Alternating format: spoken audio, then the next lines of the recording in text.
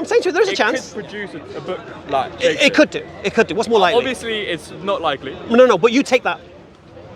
You want me to take it? No, that's what you do take. No, I was just saying, I'm conceding that No, there is no. a chance. When you try to make the claim that DNA is the result of randomness. No, mutations. No, DNA. I said mutations. Okay, DNA. I'm referring to information in DNA. Sure. Okay, when you take this stance that this is random, yeah, you're answering the question of that question about Shakespeare with the billion monkeys. Right. And I already told you that I think there is a chance. That Look, can I answer that question? Look, Go on. The point here is this.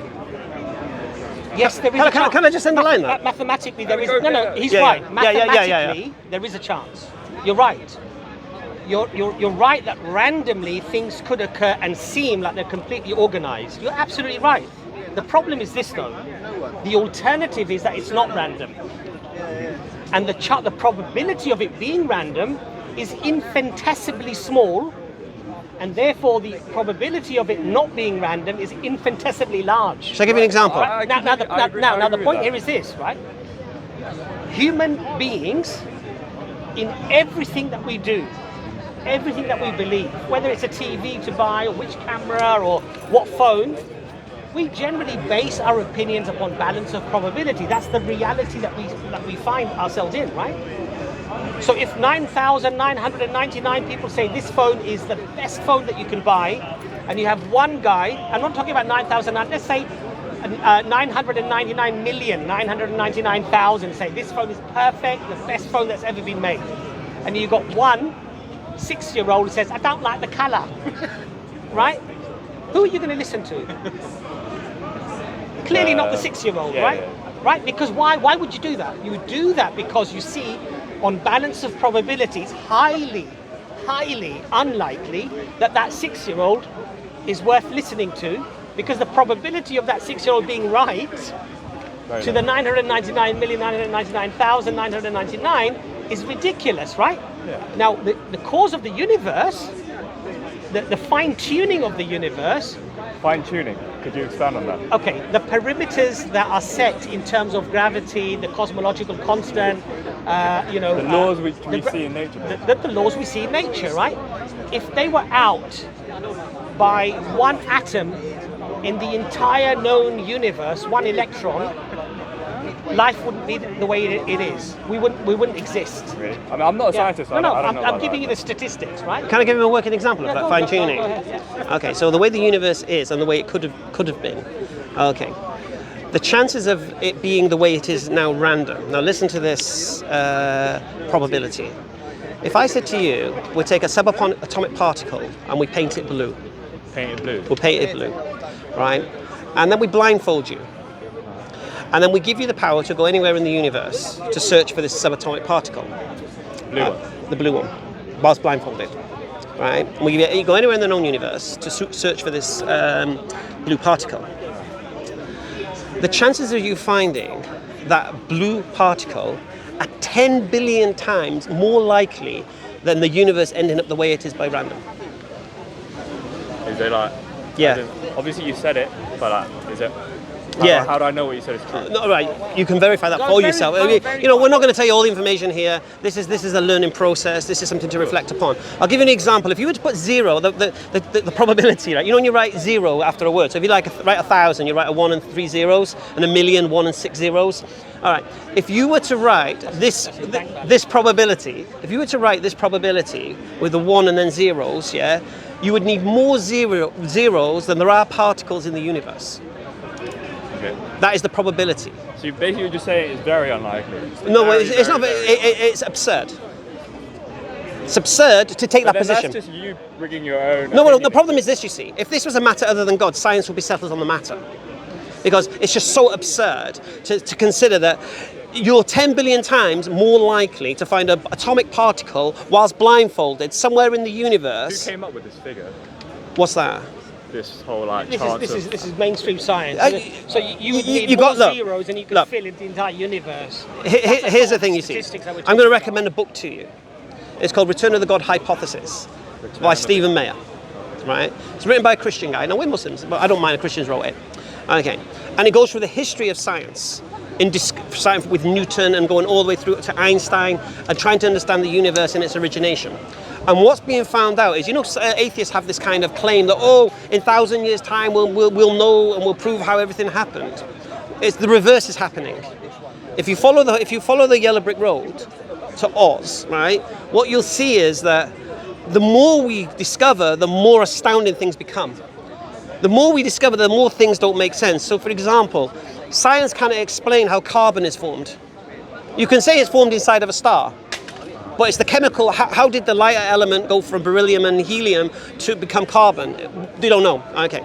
In biology, you've got natural selection, which is supposed to be the driving force. I respect what you're saying. No, but what I'm doing, I'm supporting the 3 claims I made with regards to sciences. So in biology, for example, evolution through natural selection is Charles Darwin's view. This is the neo-atheist viewpoint. And random mutate. Now, to have natural selection, to have new genetic code, you need to create these new this new protein. And that's what DNA is. It's self-replicating. No, it doesn't self-replicate, right? It literally. No, it has to change. It has to be different. It has to be extra from what it was. Okay, and so the explanation in science is random mutation. So there's a random mutation, and what happens is, on some occasions, it's useful mutation, which will then be harnessed by natural selection, which will then be utilized in the evolution process. But the random mutation is the assumed position. That's a presupposition. The random mutation has to be a thing for everything else to occur. When you look at the probabilities of how the... But I would argue that we can sometimes actually view these random mutations. No, you can't. You could say what you like, but it doesn't matter what... You can say what you like. Well, no. I'm quoting what scientists are saying. You're giving your own thoughts. Who said you can see random mutation? I mean, we're seeing it right now with all where these have you seen it? COVID Have you seen it? Have you observed it? Okay, I haven't observed it. We haven't observed it. So how do you know it's random? But I'm sure, in some Well, you said I'm sure, so you don't know. There's a scientist who's looking down. I know, and this is what you call faith in scientism. I get it, I understand. Because if you're not a believer in a creator, you're not a believer in God, you have to hold on to something. And you'll hold on to these old men who keep saying things and then having to correct themselves when they discover new information that they're wrong, and they keep correcting themselves. And if you follow the history of science, you'll realize it's all... Look, I never said that science is truth. Science is only... I agree No, science is only true. But what I'm saying is... But what did I say to you? I asked you, what do you use to understand truth? And you said science, and I'm saying... philosophy.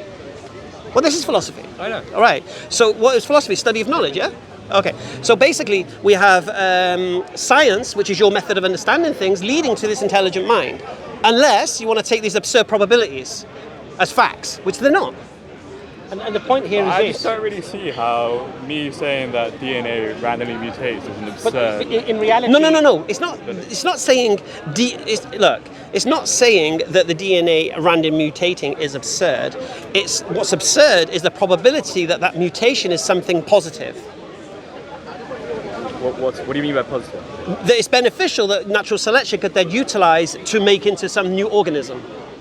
That is beneficial, but I'm not talking about beneficial. I think we're getting bogged down into DNA. No. He doesn't understand the science behind it. No. But you understand that. I understand that. So I'm not going to go too heavy on it. But what I'm saying is, what you're saying is, I'm sure DNA random mutates, but you're not sure. Because I'm telling you you're wrong with regards to that. Because that's what I'm saying to you. For it to random mutate to create a protein that is useful, that natural selection can then utilize to become a new organism, yeah, the probabilities is so absurd to even consider it is absurd. But the problem you've got, you see, is because once you... I'm just not too sure about that. No, I know. So what I want you to do, this is EF Tower. Yeah, this is our channel, mashallah. I want you to watch the video. I want you to see what's been said to you today. And I want you to go and test it. Because here's the thing, if I'm right... So you're saying that DNA does not self-replicate, and when it does self-replicate at all... No, what I said to you, for DNA So you agree it mutates? It can mutate. Yeah, sure. And how does it... What's the process of it mutating? Tell me, please. What do you mean? What's the process of DNA mutating? Okay, me personally, I don't believe in that. I believe in a creator. I believe in an intelligent design. I don't believe information can be created from other than an intelligent agency. I just don't believe it. You can tell me that DNA containing all that information about what color eyes I'm going to have and all this kind of... What does intelligent mean, though? What do you mean? When you say you don't believe anything comes out other than... What do you think intelligent means? I'm not sure. You're the one who said it. Well, do you understand the word intelligent? Do I have to Google the word intelligent for you to understand it? But I want to know in what context you're using it. Well, what context can you use it? In a lot of different contexts. Give me an example. You're being a bit annoying right now. I'm sorry. Okay, so give me 2 examples where you can use the word intelligent differently. I